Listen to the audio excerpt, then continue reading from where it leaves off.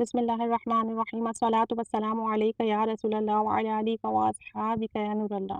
حضرت شبلی رحمۃ اللہ علیہ فرماتے ہیں، میرا ایک پڑوسی فوت ہو گیا۔ میں نے اسے خواب میں دیکھا اور پوچھا، اللہ نے تمہارے ساتھ کیا سلوک کیا؟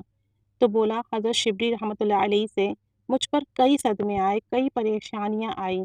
ایک یہ کہ جب میری قبر میں دو فرشتے مجھ سے سوال کرنے آئے تو مجھ پر کپ کپی طاری ہو گئی۔ میں نے دل میں کہا، یہ مصیبت مجھ پر کہاں سے آ گئی؟ کیا میں اسلام پر نہیں مرا؟ مجھے آواز دی گئی کہ یہ سزا ہے تیرے زبان سے مہلک کلمات بولنے کی، یعنی برے بھلے کلمات بولنے کی۔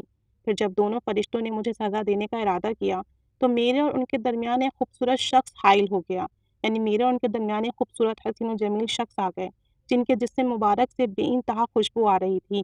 میں نے اس سے پوچھا کہ آپ کون ہیں؟ تو انہوں نے عرض کیا کہ میں فرشتہ ہوں، مجھے تیرے کثرت سے درود پڑھنے کی بدولت پیدا کیا گیا ہے اور مجھے حکم دیا گیا ہے کہ ہر مشکل میں تمہاری مدد کروں۔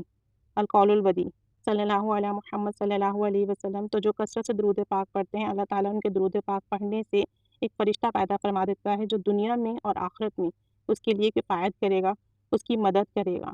اللہ عز و جل ہمیں کثرت سے درود و سلام پڑھنے کی توفیق دے اور ہماری مدد فرمائے کہ ہم نبی کریم صلی اللہ علیہ وآلہ وسلم پر خوب ہی درود و سلام پڑھیں دنیا میں، کہ جس کا نفع ہمیں دنیا میں بھی ہو اور آخرت میں بھی ہو، قبر میں بھی ہو اور حشر میں بھی ہو۔ آمین۔ صلی اللہ علیہ محمد صلی اللہ علیہ وآلہ وسلم۔